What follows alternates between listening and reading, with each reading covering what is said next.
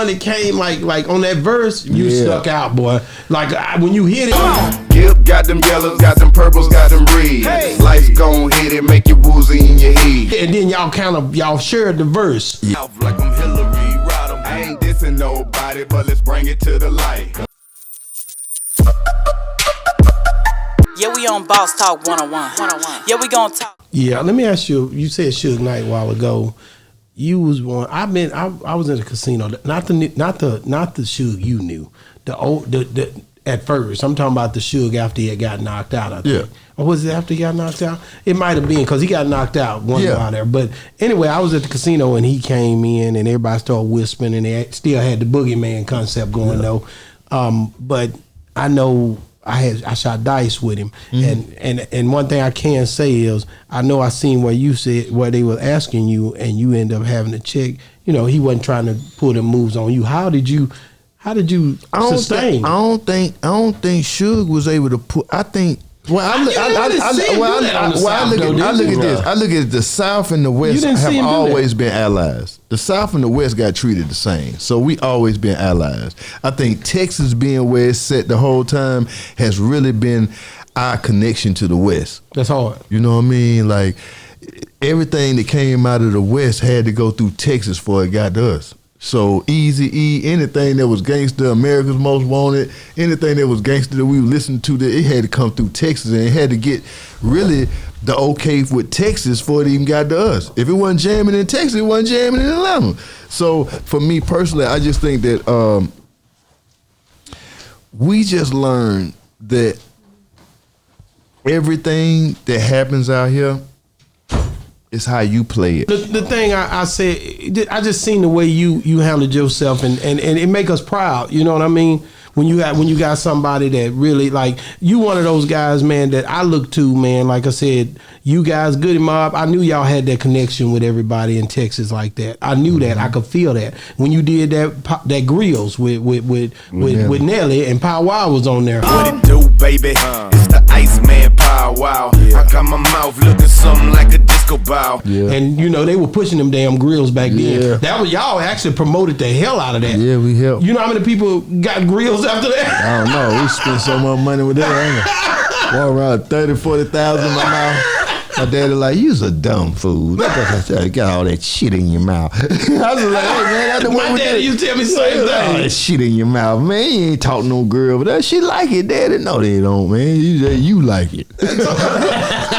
You came hard with that though. Like you was one that came like on that verse. You stuck out, boy. Like when you hit it. Gipp got them yellows, got them purples, got them reds. Hey. Lights gon' hit it, make you woozy in your head. And then y'all shared the verse. Yeah. Like I'm Hillary Rodham. I ain't dissing nobody, but let's bring it to the light. Yeah, me and Ali. You and Ali shared that verse, like y'all going back and forth. That was hard to me. And I'm gonna tell you, I think me and Ali really we killed that record, you know. And I don't know, man.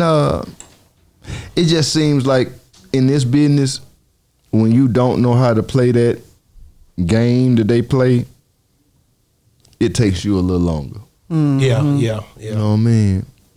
And I'm fine with that though, cause you know, just like we said, you know, with Suge, with everybody, I just think that we came from the era where you knew not to play with folk. You know what I mean? Like it was always four of us, so we were never worried about no confrontations with nobody. You know what I mean? Like so, but I think that if you didn't carry yourself in a certain way, the elders at that time didn't respect you. You know what I mean? Like, first time we went to Dallas, we went to Houston, Pimp took us to see Jay Brent. You know what I mean? Really? Like, you know, when you got to the West Coast during that time, you had to go see Concepcion.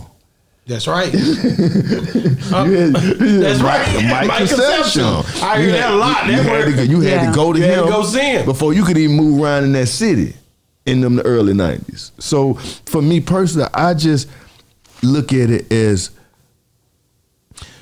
we walked them hallways when it was nothing but air and opportunity, and then nothing happened. So a lot of these cats that done got gangster at the end of this thing, it's funny because the real gangsters ain't got quiet, and there's been a whole bunch of stick figures out here now. You know what I mean? Because back then, you got to look. They tell me all the time. They be like, Gipp, man, what? How you think it was? You think today more valid than then? I say, hey, bro, let me tell you something. Back then, wasn't no cameras.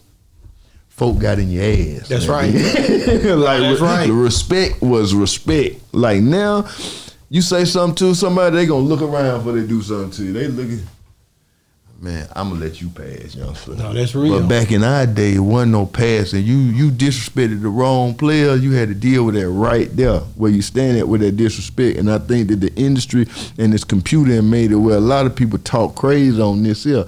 But if in our time, this here, like, that'll get you hurt. Think about it. That's the way you said you was there when Pac did that, hit him up. Yeah. That that's the one of the coldest songs to ever come out. This, how did you try to say, hey man? You didn't say nothing. You just like, I just knew that it was gonna go bad. I just knew that because it wasn't like now, like you just said. Yeah, like I just knew that it was gonna go bad, and I knew that the energy you put out is the energy you receive. So my thing will always be about how organized noise taught us. Organized noise always taught us about being men, having respect, and wanting to be better at your craft. They put people like George Clinton, Dallas Austin, Jermaine. A lot of these people was around us before we blew, or we was able to see their success, see some of the mistakes. But at the same time, too, Atlanta and just being reared up here and having to understand that, the things that King did and some of the heroes we got from this city, you can still see it. And I tell people all the time, say, bro, like, we are in Atlanta, this is to me, it's like one of the greatest representations of what we are at our best. You can still go and see the house Martin Luther King stayed right, in. Right, not far. Not even far from here. So for me personally, what other of our black heroes do they hold up like that in other cities? I don't see it. You know what I mean? And what Maynard Jackson did for this city to make 30% of all the business that ever come out of that airport goes to black people. Wow. That's why I tell people it's more affluent, rich black people in Atlanta than anywhere else in the South, or probably in the States. And I've been saying this since I've been a kid. Wow. You see what I'm saying? Like, the man Russell, that man built half the city, and that's a black man. But hard. You wouldn't hear that in New York. You wouldn't hear that in LA. You wouldn't hear that in other cities. You only gonna hear that about them kind of people in Atlanta. So we, to the other people that wasn't our color, we came off snooty a little bit because we had that pride that other people didn't walk around with. And I didn't think that any other race was better than us or the chosen. We the chosen. Where we from. So when I went to New York, and I'm sitting here talking to all these other kind of people, and they telling me what's great and what's not great, and I'm like, man, motherfucker, I ain't even go to school with none of y'all. I ain't even go to school with nobody that didn't look like me. The whole time I went to school in Atlanta, I never went to school with nobody that people look like me. So my arrogance I can get just as arrogant as you. You talking about Israel, I'm talking about Georgia. Yeah, we on Boss Talk 101. Yeah, we gonna talk.